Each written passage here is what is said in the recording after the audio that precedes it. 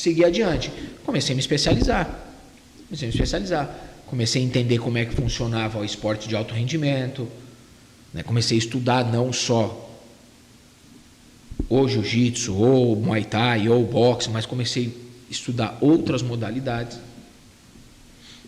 para ver como é que o treinamento de alto rendimento se dava, para entender o que os treinadores faziam, como faziam, e nesse tempo fui evoluindo no jiu-jitsu, né, cara? Sim. Fui evoluindo no jiu-jitsu, que é o meu carro-chefe. Né? Claro. Pergunta assim, Diego, você é um treinador de boxe? Não. Eu sei puxar manopla? Sei, mas não sou um treinador de boxe. Diego, você é um treinador de Muay Thai? Não, eu entendo, mas eu não sou treinador de Muay Thai. Mas tem a base de um pouco de cada da Mas eu fui aprender como é que pro... funciona cada esporte para eu conseguir trazer para o meu. Que meu carro-chefe é jiu-jitsu e wrestling. Com certeza. Mas para começar a aprender a montar tudo isso.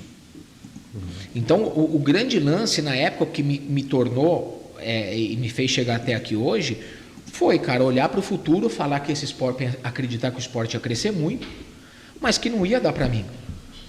Você entendeu? Quantos pontos fora da curva a gente vê hoje que tem uma idade muito avançada que continuaram no esporte, que ganharam dinheiro?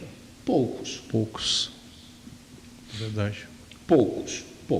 O meu principal atleta, que hoje se aposentou, né, ou a gente está em vias de se aposentar, que é o Demian, que tem 43 anos, e começou no MMA tarde, começou com 29 anos, mas é um ponto fora da curva. Sim. O Anderson tem 45, 46, só que é o seguinte, o Anderson luta desde criança, desde moleque. E o Anderson lutou. E para quem não sabe a história, sem entrar em detalhes, que eu também não participei da história, então não posso falar muito, cara, o Anderson estava em vias de parar de lutar. Sim. Quando o Minotauro resgatou ele, porque o cara estava falido. Sim.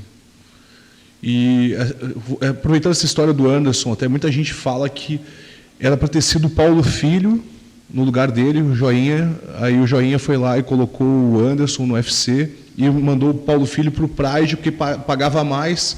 Aí o Anderson ele fez a carreira dele no UFC, né? UFC. Mas naquela época eram adversários inferiores, né? Porém ele aproveitou a oportunidade que ia ser do Paulão, e o Paulão não aproveitou, né? Falavam que era muito sinistro o Paulo Filho. O cara, foi um cara de chão, assim, foi um dos... Eu, infelizmente, por conta da distância, óbvio, né? São Paulo, Rio de Janeiro, e ainda tinha aquela coisa, hoje não se tem mais isso, mas tinha muito aquele negócio de equipe, né? Equipe fechada, não treina. E, infelizmente, é um dos caras que eu gostaria muito de ter tido a oportunidade de treinar e nunca consegui. Porque falaram que ia ser o maior fenômeno que já apareceu. Esse cara era um dos caras e eu não considero um fenômeno desperdiçado, porque ele fez grandes lutas, ele provou o potencial dele. O que eu acho é que ele se perdeu num determinado momento, infelizmente. Sucesso, né? Fez a cabeça. Né? Por N fatores que não cabe a mim falar, enfim, mas... esse era um cara que, infelizmente, eu não tive a oportunidade de treinar, que era... quem treinou sempre falou muita coisa. Então foi mais ou menos isso.